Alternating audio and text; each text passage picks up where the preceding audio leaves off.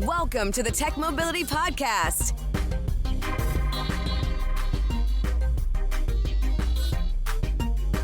I'm Ken Chester. On the docket, how the internet made store shopping miserable, Consumer Reports list good new cars below $30,000, and humanoid robots get real jobs. To join the conversation by asking a question, sharing an opinion, or even suggesting a topic for a future episode, call or text the Tech Mobility Hotline. That number, 872-222-9793, or you can email the show directly, talk@techmobility.show. From the Tech Mobility News Desk, it seems that Volkswagen is doing what I wish Lincoln would have done in Ford's previous tie-up with EV maker Rivian. Volkswagen also put money into Rivian, but with Rivian's help, they're bringing forward the launch of the first software-defined vehicle, and may I add, lower-cost vehicle. Now, regular listeners know, and I've said this over and over, that once mainstream, traditional automotive manufacturers get involved and start scaling EVs up production-wise, volume-wise, that you would see a combination of lower cost, cheaper, less expensive materials, not necessarily cheaper materials, but less expensive materials, and a more competitive price point. Because the more vehicles they build, the more units they can spread their fixed overhead and development cost over, which lowers the price of the vehicle.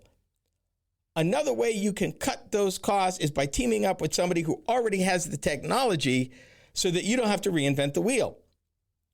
This is the case with Volkswagen. In addition to Ford, Amazon, and now Volkswagen, who have all put money into Rivian, and a lot of money. Ford put, I believe, $700 million. Amazon put $1 billion, and Volkswagen actually beat them all and put $5 billion with a B dollars into the automaker. The fruit is what they call their first software-defined vehicle, their ID Everyone electric minicar. And it will launch in 2027, and it looks pretty cool. It looks like a modern version of a Volkswagen Golf, rounded but yet sculptured. It looks sharp. The important thing to note here is we're not talking about a vehicle that's going to be $40,000 or $50,000. An electric mini car using Rivian technology, which actually trimmed a year out of its production schedule, out of its development schedule. Term that you're going to need to get used to, and you'll hear it. It's called an SDV, which is what they call a software-defined vehicle, SDV.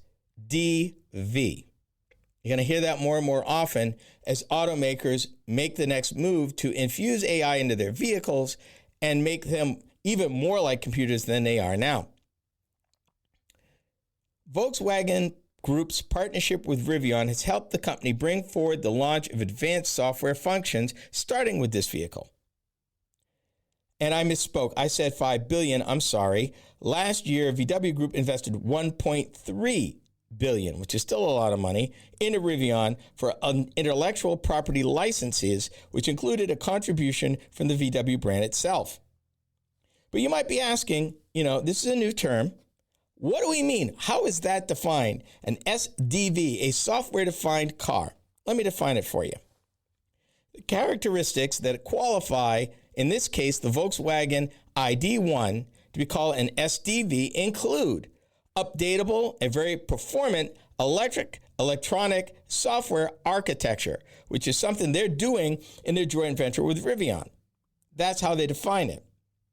That it's controlled exclusively by software.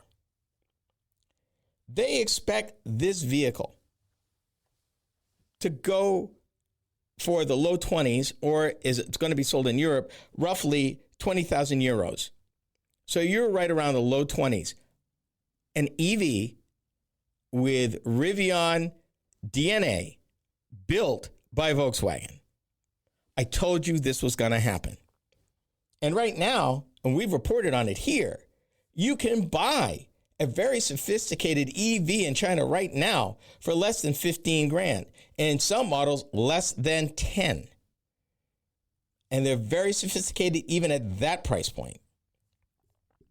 So this new fully electric minicar, they're targeting first-time car buyers, older customers, and businesses such as food delivery and healthcare service providers. Think pizza delivery.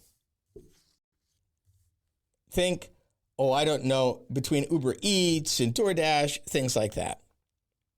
They will build this vehicle actually in Portugal at its plant there, which is considered one of the company's most cost-effective factories because of the country's low labor and energy costs.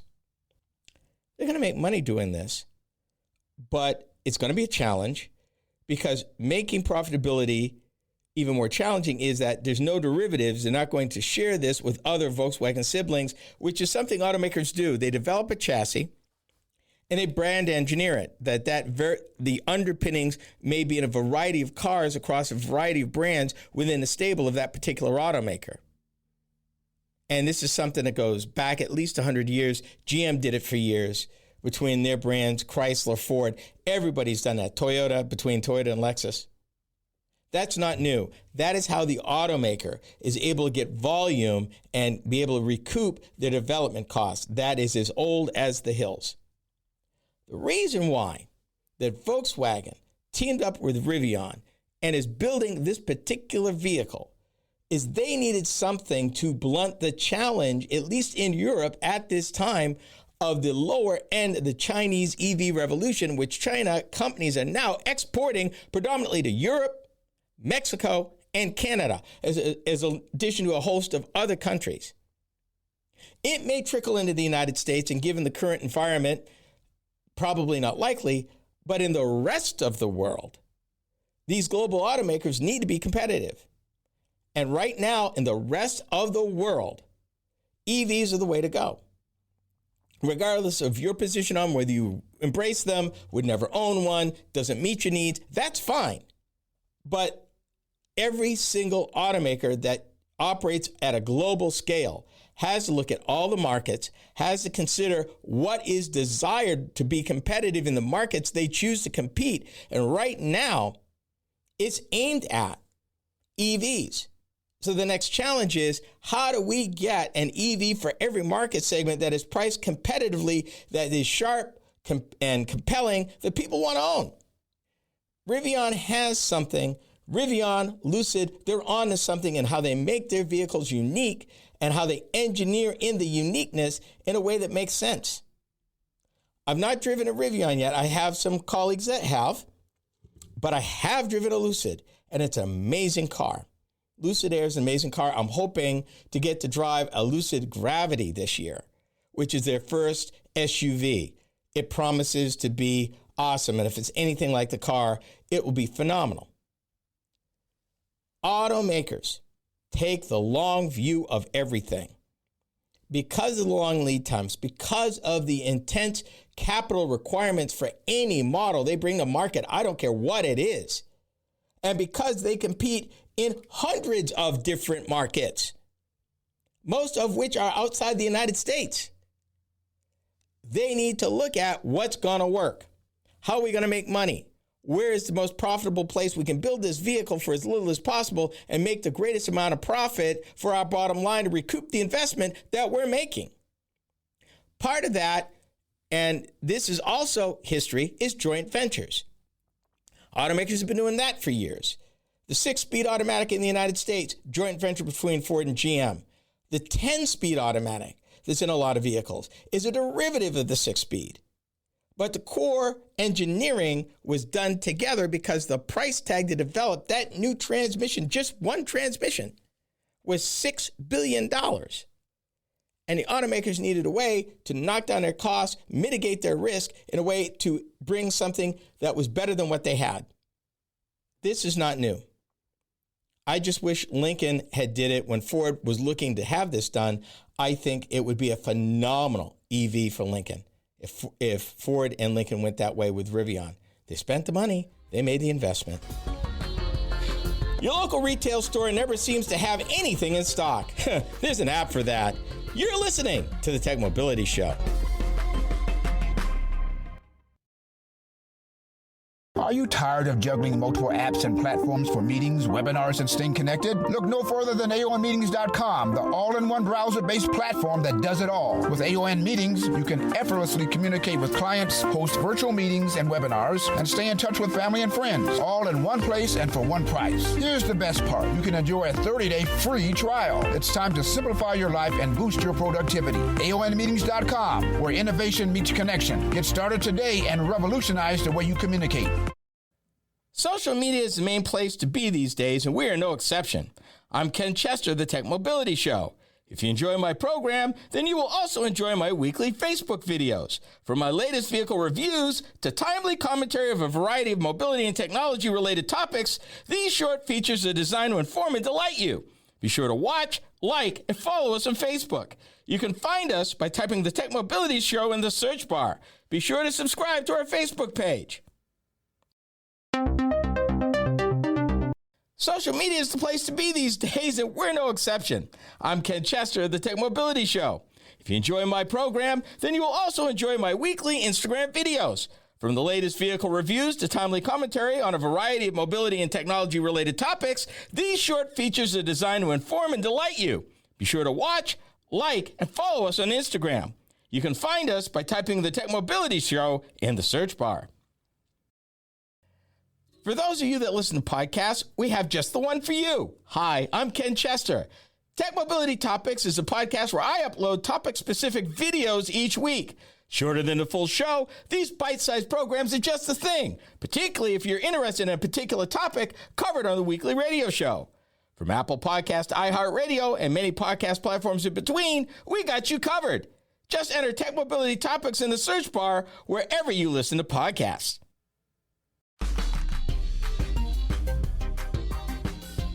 The all-new Galant brings thoughtful details to every corner of its cabin. These are a few of my favorite things. Twin cup holders for driver and passenger. Extra storage under the armrest. A rear seat that folds down. Brown paper packages tied up with... Even the trunk has a trunk in the all-new Galant. Favorite things. From Mitsubishi, the new thinking in automobiles. That was 1994. Two things. Number one, the Galant was one of Mitsubishi's best sedans ever built. That mid-size, family-size sedan was excellent as long as for many years as they made it. It's just too bad things turned out the way they did. Second of all, I honest to God thought that the Volvo commercial for the XC40 with the young lady singing a special rendition of a few of my favorite things, just a snippet, was the first time that was used in an auto commercial. Did not know that 10 to 15 years before, it was actually used in a Mitsubishi commercial. Fun fact, I did not know that, and now you know it too. So let me ask you, have you had this experience? You visit an actual bricks and mortar store looking for a particular item, only to be told that not only is it not in stock, but you can buy it online? Yeah, me too. And it's not okay. It seems that this is the downside of e-commerce over the last 25 years or so. Welcome to Topic A. In order to be competitive in the e-commerce world, retailers went all in on e-commerce. I mean, all in. They were competing primarily against, at that time, Amazon, now a host of other folks, including Temu and Wayfair and a host of others that they're competing against. And they reasoned that what made the most sense was to give the online shopper the greatest amount of choice possible. Now, while that sounds like it makes a lot of sense on the surface, it has some drawbacks. Let me give you one, particularly when it comes to clothes. If you're kind of a touchy-feely person, and particularly if you have a unique size requirement for the type of clothes that you either prefer or you like to wear, or you find it hard to find because you're difficult to fit, then usually it's been your experience that you would want to try it on before you bought it. for so many different reasons, particularly if you are a particular size or looking particular type of clothes where size is more a suggestion than an actual hardcore fact, and that there are variations in what they call a size. Pick any size. In the e-commerce world, they would still gladly sell you that item. But if it don't fit, now you got to go through the hassle of sending it back, trying to get a refund, packaging it, and depending on the store, there may be a restock fee. Depending on what it is, they may or may not take it back. So you got all this extra problem. As retailers made the investments in e-commerce, they reasoned that they could not be strong in both places.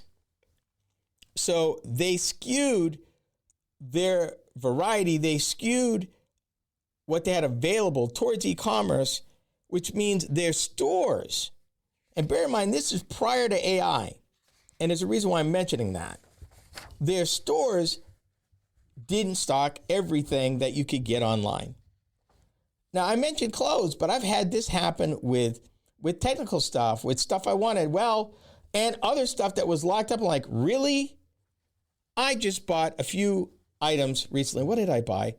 At a major retailer. They weren't super fancy items. They were in their tech part of the store.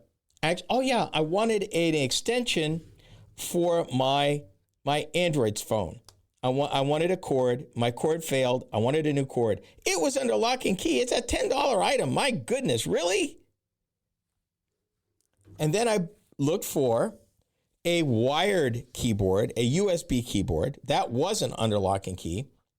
And then I'm not even making this up, I wanted a toner cartridge, a regular vanilla toner cartridge, a $47 toner cartridge. They had it under lock and key.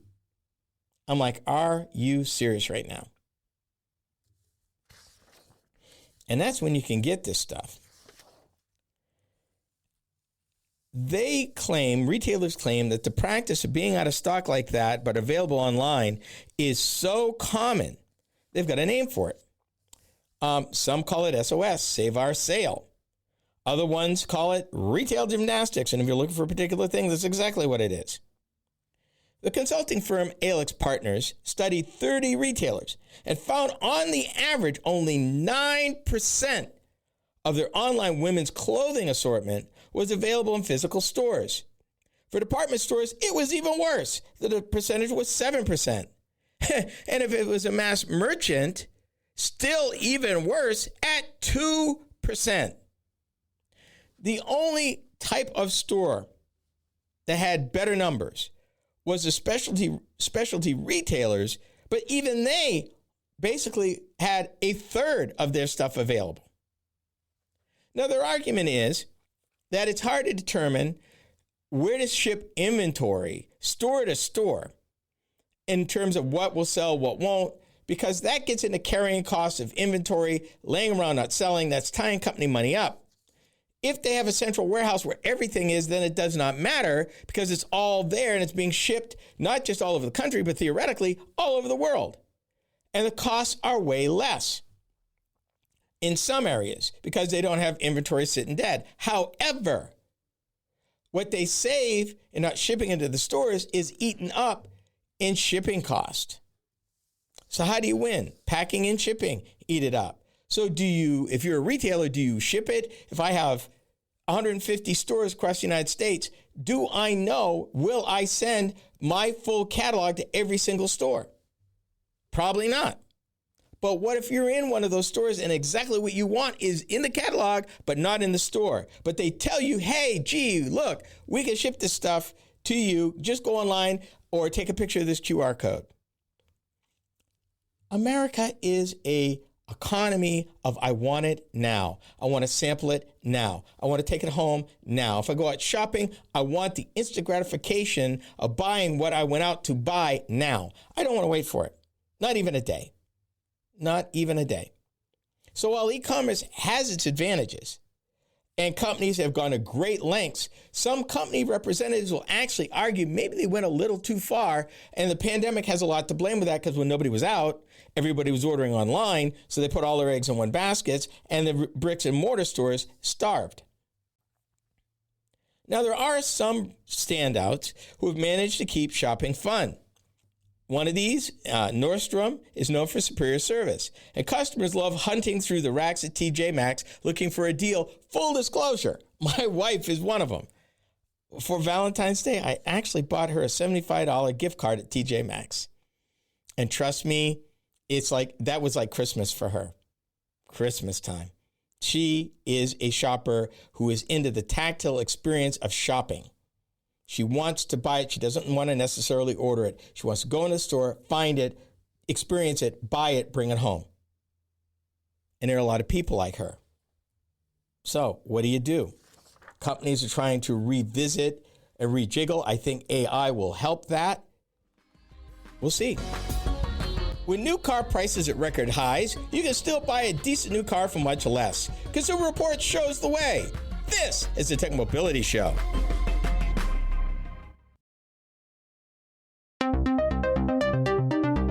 Do you listen to podcasts? Seems that most people do. Hi, I'm Ken Chester, host of the Tech Mobility Show. If you missed any of our weekly episodes on the radio, our podcast is a great way to listen.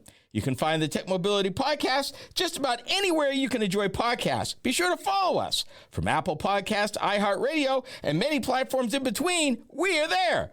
Just enter the Tech Mobility Podcast in the search bar wherever you listen to podcasts. Social media. It's the place to be, and we're no exception. Hi, I'm Ken Chester, host of the Tech Mobility Show. Several times a week, I post to TikTok several of the topics that I cover on my weekly radio show. It's another way to keep up on mobility, technology, news, and information. I've built quite a library of short videos for your viewing pleasure, so be sure to watch, like, and subscribe. That's the Tech Mobility Show on TikTok. Check it out.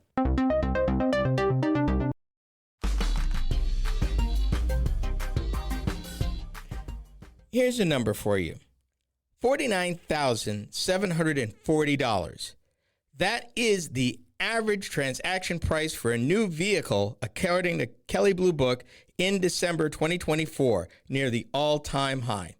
So we're talking, theoretically, $50,000 average price, transaction price for a new vehicle. That's not sticker price. Sticker price is where you start. Transaction price is the money they actually paid. If there was a trade-in involved, money down, this is what they actually paid. This is actual deal. This is what the deal came in at. $49,740 on average. And if you're doing the math roughly, you're looking at over $800 a month for the standard 60-month loan, which is why loans now are 66, 72, and God forbid, 84-month loans, which are totally ridiculous. But this is where we're at now in order to make them affordable. What if I told you that there are some top-performing vehicles you can buy smack brand new for $30,000 or less? I'm only going to talk about the ones Consumer Reports said tested well. But there is a slew of them. And ironically, most of them are cars. And why is that? Because cars, number one, the platforms which most of these vehicles have been built on have been built on forever, which means most of the heavy development costs have been paid, which means that they could be priced competitively. And to be honest with you, in reviews that I've been doing over probably the last year, typical price for a decent new sedan, and I'm talking about a mid-sized sedan, is probably between $28,000 and $35,000 brand new. And if you sharpen your pencil, and that's sticker price, which means if you sharpen your pencil, you got to trade in, you're willing to put some money down, you should be able to beat that price down to the low to mid-20s. Maybe a little less, maybe a little more, depending on your situation. The number one vehicle that Consumer Reports just wax eloquent about is the Subaru Forester. And no doubt you've probably seen Subaru brag about that in their own commercials. Here's something that I'm probably going to take some flack on, but this is not me. This is Consumer Reports saying this, and I'm going to read it literally from the story. And I quote, electrification, notably gasoline-electric hybrids, are becoming more of a viable option for U.S. consumers looking for value, safety, reliability, and performance in a new car or a light truck. A majority of Consumer Reports' top model choices for 2025 have electrified variants, and many feature sticker prices and transaction prices below the industry average. Their latest report, citing the top 10 vehicles in key segments, includes 7 models with electrified variants, 6 with hybrid options, and 1 fully electric. This marks an increase from the 6 models with electrified variants that populated the Consumer Reports' top 10 picks in 2024. The continued presence of electrified vehicles on the list means that automakers are getting comfortable with designing, engineering, and producing such models. Time and time again, once they start to scale and they learn how to do it and they start building thousands of them, hundreds of thousands of them, they will only get better. Let me start with the Consumer Reports 2025 top pick by category, small car. And we're talking from 21.5 to 24.5.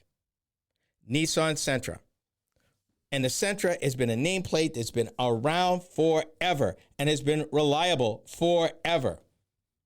Subcompact crossover. And you've seen the commercials, I know you have. Subaru Crosstrek, 25,810 to 32,610. Meaning, you find one new, if you can make a deal. And imagine if you found one 1 or 2 years old, say off lease, probably even a little less. And they really waxed eloquent. And oh, by the way, the Crosstrek does come in a hybrid variant. Mid-size car, and this is no surprise to nobody. The only surprise here in the mid-size car category is the fact that you can buy the car for less than 30 grand. Mid-size car, no surprise. Top of the list, Consumer Reports, Toyota Camry, which starting in 2025, the only way you could buy a Camry was in a gasoline hybrid. They didn't make pure gasoline Camrys anymore. If you bought a new Camry today, you would be buying a hybrid, and that has been Toyota's strategy for some other models, also including the Sienna minivan. It is a brilliant strategy because you get the best of both worlds. You get extended range, lower maintenance, and it's a Toyota, which means it's bulletproof. 28,700 to 36,425, and may I add, built in the United States of America in Georgetown, Kentucky. Thought you should know that. Compact crossover, the one that they are just gushing over, Subaru Forester. Consumer Reports says the Forester redesigned for 2025 is better than ever. Consumer Reports says it's still roomier than it appears, with a noticeably quieter cabin and more cargo space than the previous model. That is from Consumer Reports. The cost to own this, $29,810 to $39,995. So it's right up against 30 grand, but it's way less than $47,000. Way less than 49 grand. Here's one, small pickup. And I've got to say amen to this because it's brilliant. Most brilliant thing the Ford Motor Company ever did 5 years ago was bring out the Ford Maverick small pickup truck. And what they did was the least expensive one was a hybrid. The sticker price on that, when I reviewed it several years ago, was $19,995. As a result, that vehicle was sold out for 2 years. You couldn't get one. And I don't know that it's improved even since then. The Maverick or the Maverick Hybrid. And even if you chose the gasoline version, you could still tow, I believe it was 2,000 pounds. I don't remember what the hybrid would tow, but you could still tow at least a ton, so you could even take a little pop-up or, your little boat behind you. And the thing was well made. Ford did not skimp on that thing. It was not cheap. And the fuel economy was ridiculous. I remember reviewing this vehicle in Nashville, Tennessee, driving down the interstate at highway speed, elevated highway speed, watching my gas mileage actually go up in real time. Not go down, go up, improve. Phenomenal vehicle. There are other vehicles in the list, but they do cross the 30,000 range. The Maverick, $26,995 to $40,750. Here's what I'll tell you about the Maverick. Buy the hybrid, get out your pencil, order the thing. You may have to wait for it, but I'm telling you, it's well worth the while. Even though prices have increased since its launch, it's still a heck of a value. And it's aimed at urban folk anyway and first-time owners. And it's really, really good. I've reviewed several, and I still think the world of them. I think it was the right truck for the right time for somebody who needed some utility, more utility than an SUV, more utility than a car, but didn't want a minivan or a big truck. Maverick's your one. Those are the ones that are 30 grand or less. If you want to spend a little more money, you could spend the Toyota RAV4 plug-in hybrid. It runs from 44 to 48, and then there are others. After years of prototypes, testing, and pilot programs, humanoid robots are getting ready to report to work. We are the Tech Mobility Show. To learn more about the Tech Mobility Show, start by visiting our website. Hi, I'm Ken Chester, host of the Tech Mobility Show. The website is a treasure trove of information about me and the show, as well as where to find it on the radio across the country. Keep up with the happenings at the Tech Mobility Show by visiting techmobility.show. That's techmobility.show. You can also drop us a line at talk@techmobility.show. Did you know that Tech Mobility has a YouTube channel? Hi, I'm Ken Chester, host of the Tech Mobility Show. Each week, I upload a few short videos of some of the hot topics that I cover during my weekly radio program. I've designed these videos to be informative and entertaining. It's another way to keep up on current mobility and technology news and information. Be sure to watch, like, and subscribe to my channel. That's the Tech Mobility Show on YouTube. Check it out. Are you tired of juggling multiple apps and platforms for meetings, webinars, and staying connected? Look no further than AONmeetings.com, the all-in-one browser-based platform that does it all. With AON Meetings, you can effortlessly communicate with clients, host virtual meetings and webinars, and stay in touch with family and friends, all in one place and for one price. Here's the best part. You can enjoy a 30-day free trial. It's time to simplify your life and boost your productivity. AONmeetings.com, where innovation meets connection. Get started today and revolutionize the way you communicate. Social media is the place to be these days, and we're no exception. I'm Ken Chester of the Tech Mobility Show. If you enjoy my program, then you will also enjoy my weekly Instagram videos. From the latest vehicle reviews to timely commentary on a variety of mobility and technology-related topics, these short features are designed to inform and delight you. Be sure to watch, like, and follow us on Instagram. You can find us by typing the Tech Mobility Show in the search bar.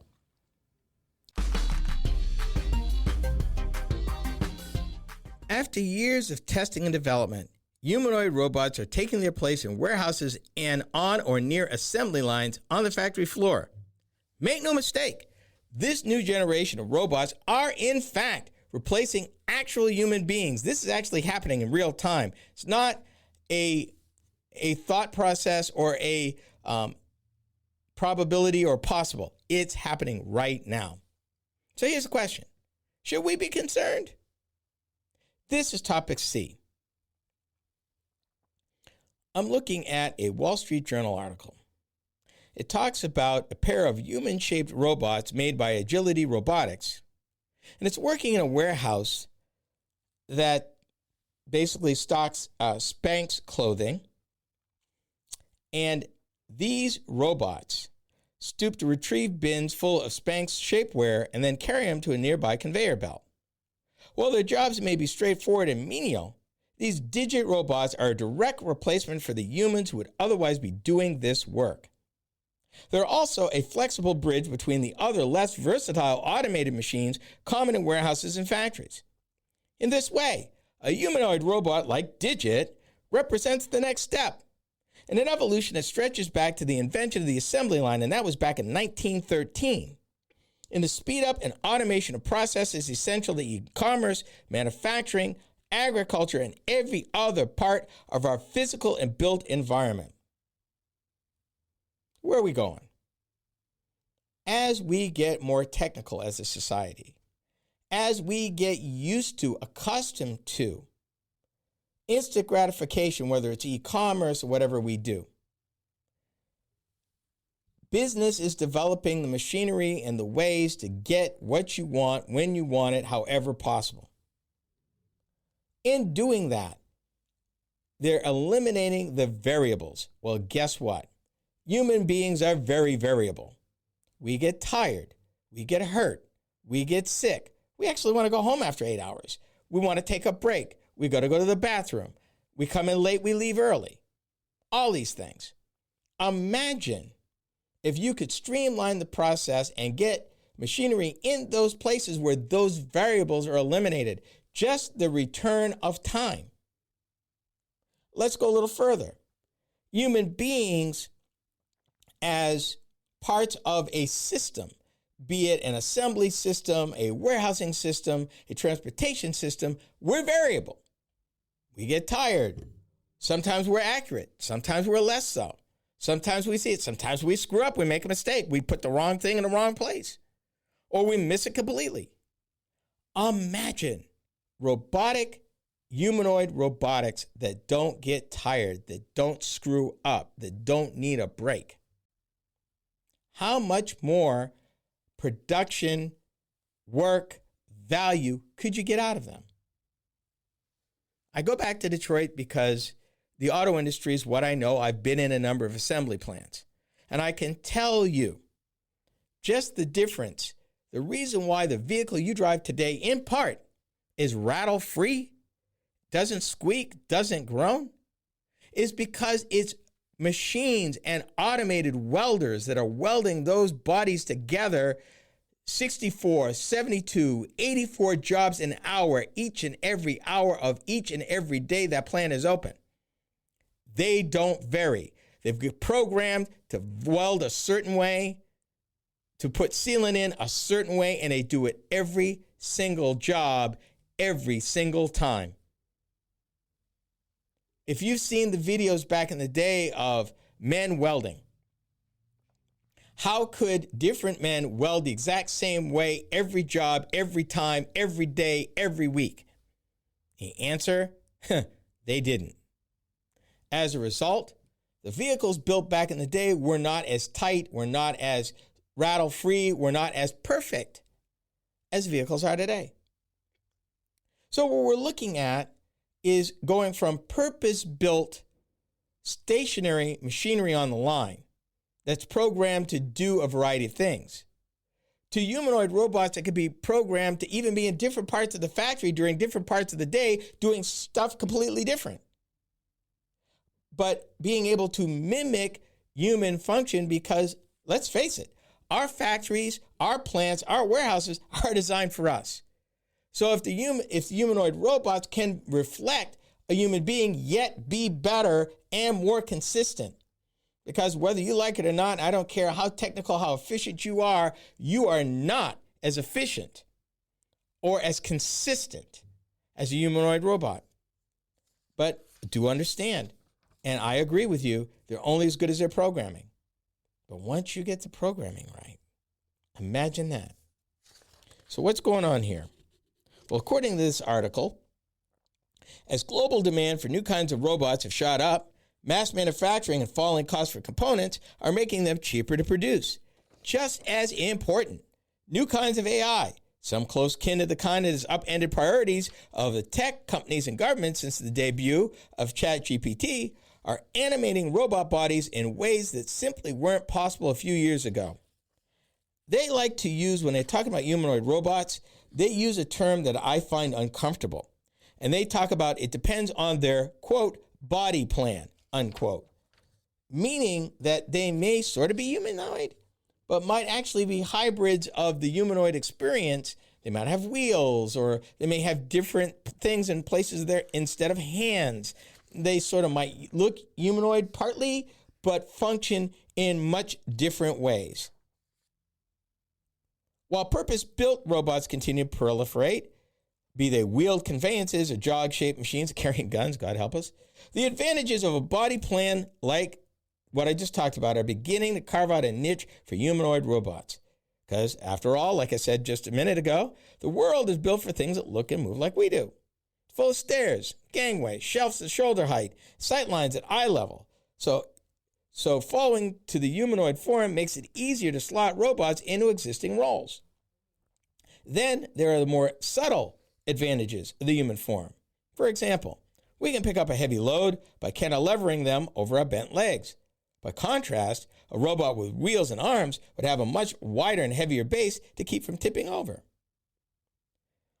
More than a dozen startups worldwide are now offering humanoid robots. And I'm sorry, I can't get past the movie I, Robot with Will Smith. I can't. I see that day coming. Humanoid robots, I just see that coming. And with AI, my question is, will it get sentient? Will it get self-aware? Will it be sapient? And if so, what does that mean? The thinkers in the space and the ethical folks, we covered this at length, think it's some years off. But the way things are moving, particularly with AI, I think it's a lot closer than even they realize, particularly with the recent breakthrough from the Chinese company that developed AI as good as what big tech is doing for way less money, and way less energy. If they could do it, then what else is lurking out there? It's only a matter of time. But yes, these humanoid forms are working in factories right now. We've come to the end of our visit. Be sure to join me again next time right here. This has been the Tech Mobility Show. The Tech Mobility Show is a copywritten production of Tech Mobility Productions, Incorporated. Any rebroadcast, retransmission, or any other use is prohibited without the written consent of Tech Mobility Productions, Incorporated.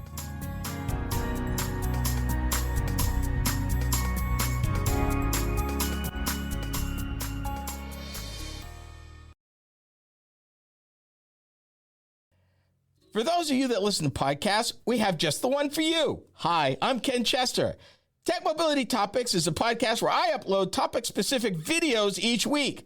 Shorter than the full show, these bite-sized programs are just the thing, particularly if you're interested in a particular topic covered on the weekly radio show. From Apple Podcast to iHeartRadio and many podcast platforms in between, we got you covered. Just enter Tech Mobility Topics in the search bar wherever you listen to podcasts. Social media. It's the place to be, and we're no exception. Hi, I'm Ken Chester, host of the Tech Mobility Show. Several times a week, I post to TikTok several of the topics that I cover on my weekly radio show. It's another way to keep up on mobility, technology, news, and information. I've built quite a library of short videos for your viewing pleasure, so be sure to watch, like, and subscribe. That's the Tech Mobility Show on TikTok. Check it out.